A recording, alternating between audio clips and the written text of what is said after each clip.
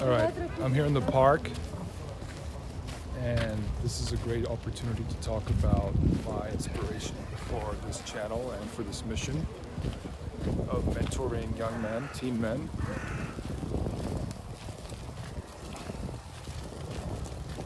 Because it's obviously very personal and it's deeply rooted in what I lived and what I went through. And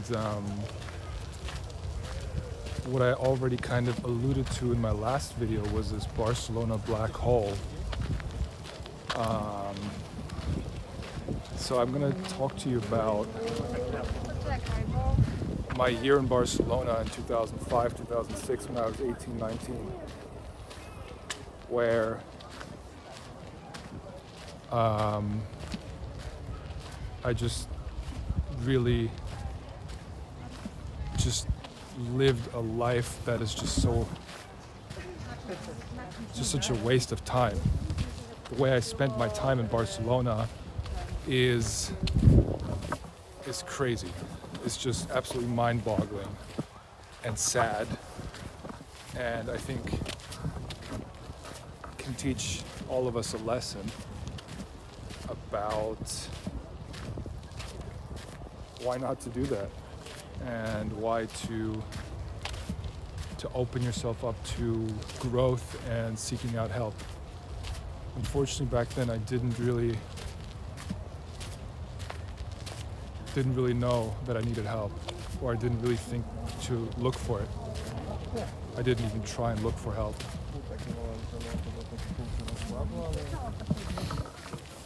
So basically what happened is I moved to Barcelona to study business at a small business college there, like a really small private business college that nobody knew. But I still wanted to get started with my college education before transferring over into the US, because that was my dream. I mean, that's what I had come up with toward the end of my senior year in high school, that I would want to go to the US for college. However, it was already too late at that point to make it, to write my application or to get my application out in time for freshman year. It was already too late for that because I hadn't started the application process earlier during senior year.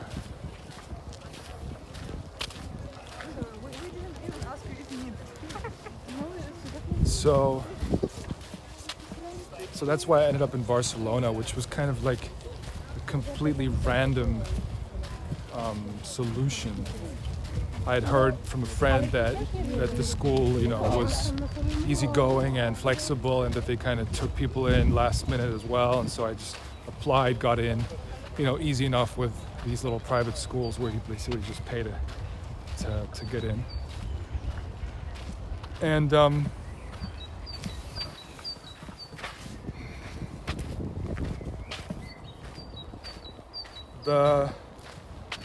the first thing I did was I moved in with a friend of my uncle's, like a adult man. I was like 19 or 18 or whatever, and moved in with him. Actually, yeah, he had 3 cats on top of that as well. And the idea was just to actually not move in, but to just stay there for a few weeks until I would find my own accommodation with some other students that I would get to know. And I went to class, the first few days, and I met some people.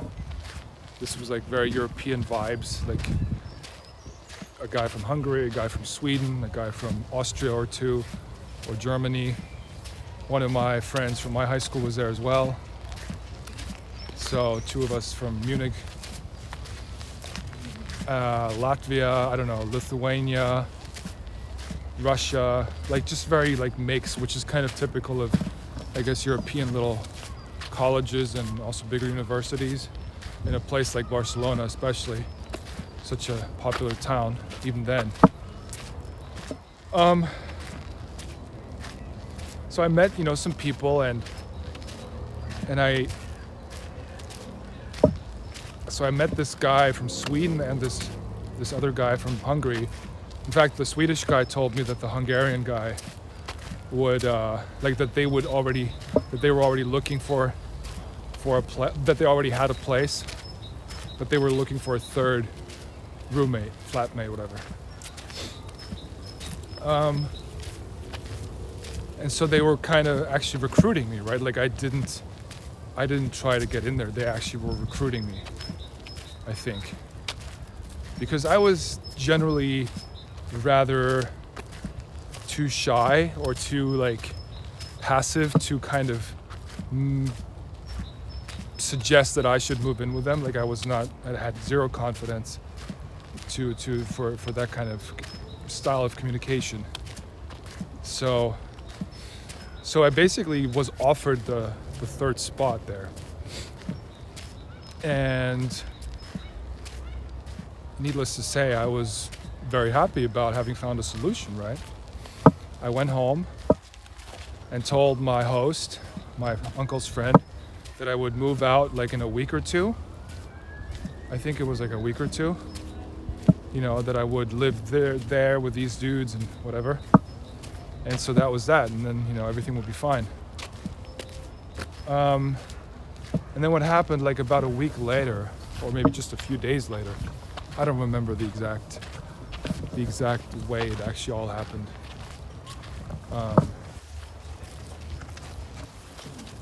What happened is that I was told by these same guys that that a girl from our class had now taken my spot. I don't even remember, to be honest. I don't remember the details. I don't remember if they actually came to me and said it, like gave me the news proactively. I actually kind of doubt it now. I probably found out because I asked, like, for an update on the situation. I was assuming that everything was hunky-dory, right? That we were good. And then when I asked, I found out that no, I'm no longer part of the crew of the 3-person house there. And so I basically was just told, yeah, this girl, we decided to go with this girl here, Elena, whatever her name was, from Lithuania.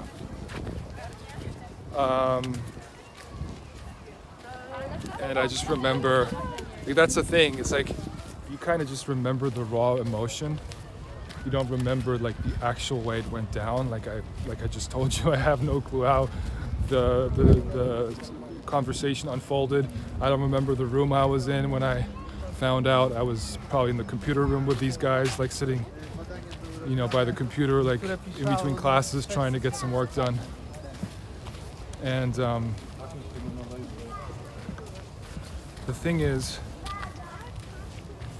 I just took it too hard, so badly. I just took the news. This was just such a terrible, the way I took it, the way I responded to it was just so completely beyond measure of what's normal or what's good, what's like, representative of emotional health and mental health.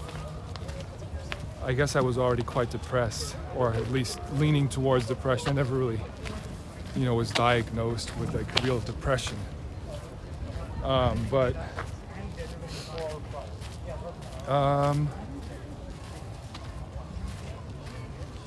Yeah, so what happened is that sort of sent me into a spiral. I spiraled because from that moment on, that year in Barcelona just became a lost year, because I would spend 80% of my time indoors, and especially like 80% of my time that I wouldn't be at home, or maybe 90% or 95% of the time where I wasn't at school, I was basically at home. I hardly went out. I hardly met people. and I was just totally not happy about being in Barcelona. Like, I did not enjoy that place. I wasn't curious about the city, which is a shame because it's a beautiful city. Especially back then, because back then it wasn't so touristy yet. This was like pre-mass tourism kind of still. So it's just such a shame when you look at that sort of reaction, because as you're probably well aware, like we're not responsible for what happens to us, but we're definitely responsible for how we react to what happens to us, and that's like where the magic lies, is how do you come back from this pretty minor defeat. It's not a big deal. I could have just like tried to find something else, but I didn't really do much. I was just very, very, I guess because even going into this whole experience of coming to Barcelona, I was already in a bad place emotionally, and I was just so insecure and so stuck in my head that I just I had zero resilience. I didn't have the bandwidth the energy to invest in finding something else. And then that whole, that's what sent me into a spiral. Fortunately, it didn't send me into a spiral that was worse than what I just described. It's not like I started doing drugs and alcohol and gambling, but I guess my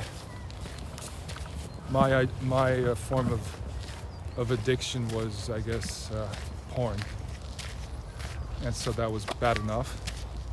But I guess that was already well established at that point. It's not like it really got a whole lot worse. It was already well established by the time I was 18, 19. That started years earlier.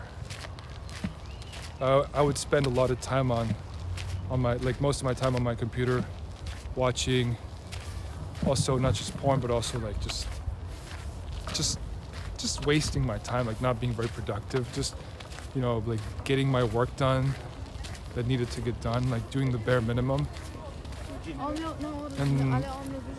and also preparing mentally for living in the US. And actually, I remember, this is kind of funny, I also learned, because I was just infatuated with the idea of becoming, like living in the US and maybe becoming an American, like citizen.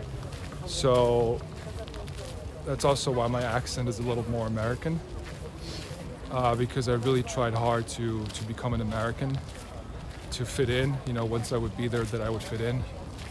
And part of that was also learning all the state capitals of all the 50 states, and also like the motto of each state. I was actually able to recite all that because of, instead of going out of my house, instead of leaving my fucking dungeon, my Barcelona dungeon, my room, I would just like be on my computer obsessing over this idealized future in the US. And it's just so telling about what's going on in a mind that is just so, avoiding the present moment, the here and now where you are, and just like fantasizing about a better future in this other place, in these greener pastures. And this is also recurring then,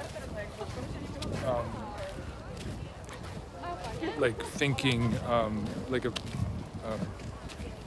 you tend to just like think like that all the time then, right? Like it's kind of this, if X happens, everything will be hunky-dory. Everything, like then life will finally be good. If this happens, when X happens, then I will finally be able to just enjoy life and be happy. But that sort of thinking, is very human, right? Like most of us do it, probably all of us. But that, what I was doing is like that times 1,000, basically, like on steroids. Just like totally overdoing it, because most people like do it, but just not to that extent. That is just an unhealthy extent. And it's just very emblematic of the mental space I was in. And just to kind of round this story off, what also happened in Barcelona. I mean, not a whole lot happened in Barcelona since I never really met people. I can probably count on like on one hand, how many times I actually would go out in the evening to be social and meet people. Maybe once went to some club with a friend, but was just completely overwhelmed by the whole situation and I felt very uneasy going to such a place, going to such an environment with hypersocial human beings around me, or what seemed like hypersocial human beings around me. Yeah, so the other funny thing about this Barcelona year is when that thing happened where I was kicked out of that apartment share, which was just an agreement that I hadn't even moved in, right? But I felt like I was excluded, and I took that very personal. After that, I think I had already signed up for a gym membership like a few days before that. Then I got the news of being excluded. Basically, because of going into that spiral, I never set foot in that gym once, even though I had already like signed up for a year-long membership, which was basically deducting or billing me every month. I don't remember the details of that either. I don't remember if it was an annual thing that I paid for up front. Probably not, probably like a monthly thing. I guess, I think I paid for it monthly. And so in my mind, I would sometimes think about the gym and I would be like, yeah, I'm still gonna go. But I never actually ended up going. I can tell you that for sure. I remember not setting foot in that gym once, but yet still always paying and still always kind of thinking, yeah, I'm gonna go to the gym, but I didn't.